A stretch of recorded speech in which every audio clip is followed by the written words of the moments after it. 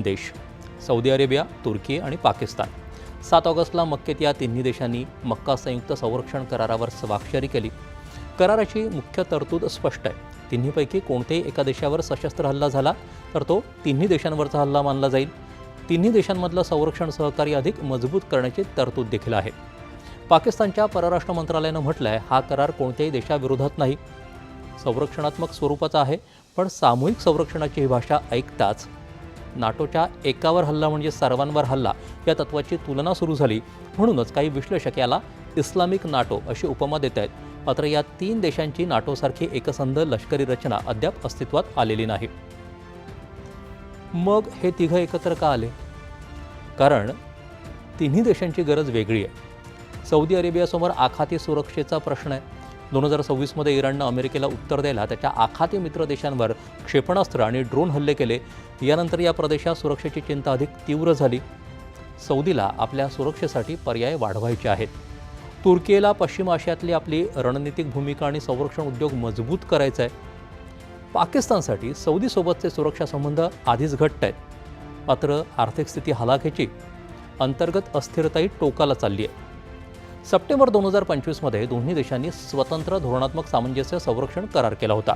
आता त्यात तुर्कीची भर पडली आहे। म्हणजे एका अर्थी मक्केचा करार आधीच्या संरक्षण सहकार्याचा पुढचा टप्पा आहे। या आघाडीत प्रत्येक देशाचं आपलं असं काहीतरी वेगळेपण आहे। सौदीकडे आर्थिक ताकद, ऊर्जा आणि आखाती भौगोलिक महत्त्व आहे।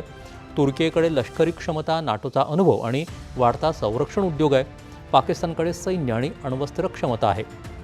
तिघांचं एकत्र येणं प्रादेशिक आणि जागतिक भूराजकीय दृष्टिकोनातून अनेक प्रश्न उपस्थित करणार आहे। तिन्ही देशांपुढले आणि त्यांच्यापासूनचे धोके, प्राधान्यक्रम आणि परराष्ट्र धोरणं एकसारखे नाहीत। एकीकडे सौदीचे अमेरिकेशी संरक्षण आणि आर्थिक संबंध अजूनही महत्त्वाचे आहेत, पण आखातातल्या अलीकडच्या संघर्षांनी त्यांच्यासाठी एक प्रश्न नक्की निर्माण केला आहे। आपल्या सुरक्षेसाठी एका शक्तीवर किती अवलंबून राहायचं? कारण इराणविरोधातल्या संघर्षात सौदीचं नुकसान रोखण्यात अमेरिका कमी पडल्याचं चित्र दिसलं। त्यामुळे सौदीकडून सुरक्षा भागीदारीचं वैविध्यकरण सुरू असल्याचं या करारातून दिसतं। तुर्की देखील नाटोचा सदस्य आहे, मात्र स्वतंत्र प्रादेशिक भूमिका मजबूत करतोय। त्यामुळे ही आघाडी अमेरिकेला पर्याय ठरेल का, हे अजून स्पष्ट नाही। पण आखाती सुरक्षेची गणितं बदलत असल्याचा हा संकेत मात्र नक्की आहे। आता भारतासाठी हा करार का महत्त्वाचा? कारण यात पाकिस्तान आहे आणि तुर्की देखील, दोघं शत्रूच। पाकिस्तान आणि तुर्कीचे संरक्षण संबंध आधीपासूनच मजबूत आहेत। 2025 मध्ये दोन्ही देशांनी संरक्षण, लष्करी प्रशिक्षण आणि संरक्षण उद्योगातलं सहकार्य वाढवण्यासाठी अनेक करार केले होते। त्यामुळे पाकिस्तानला या नव्या चौकटीत अधिक राजनैतिक आणि संरक्षणात्मक आधार मिळतो का, हे भारतासाठी महत्त्वाचं आहे। मात्र सौदीसोबत भारताचे संबंधही गेल्या दशकामध्ये मोठ्या प्रमाणावरती मजबूत झाले आहेत। ऊर्जा, गुंतवणूक, दहशतवादाविरोधातलं सहकार्य आणि संरक्षण या क्षेत्रामध्ये दोन्ही देश जवळ आलेत। भारत सौदी संरक्षण सहकार्याचं स्वतंत्र संस्थात्मक रूपही विकसित झालंय।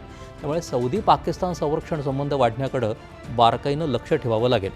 भारताच्या परराष्ट्र मंत्रालयानंही या कराराबाबत आपली भूमिका स्पष्ट केली आहे। भारताचं पश्चिम आशियातल्या घडामोडींवर बारकाईनं लक्ष आहे।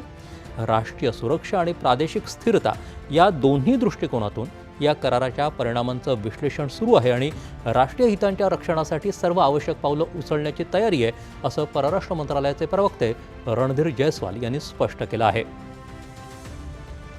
शेवटी सर्वात महत्त्वाचा प्रश्न, कागदावरचा करार आणि प्रत्यक्ष लष्करी आघाडी यात मोठा फरक असतो। अगदी ताजं उदाहरण द्यायचं तर हुती बंडखोरांनी सौदीवर ड्रोन हल्ले केले। हा संयुक्त संरक्षण करार झाल्यानंतरची ही घटना आहे। मात्र एकावर हल्ला तर तिघांवर हल्ला हे सूत्र अजून तरी दिसलेलं नाही आहे। संयुक्त कमांड, एकसंध संरक्षण व्यवस्था किंवा नाटोसारखी संस्थात्मक यंत्रणा या करारातून अद्याप निर्माण झालेली नाही। त्यामुळे इस्लामिक नाटोचा गाजावाजा होत असला तरी तिची वास्तविक क्षमता काळच ठरवेल।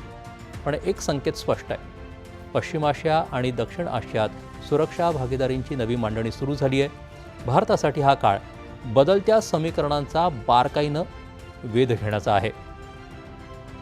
आता आपल्या लाडक्या तिरंग्याशी संबंधित लोकचळवळ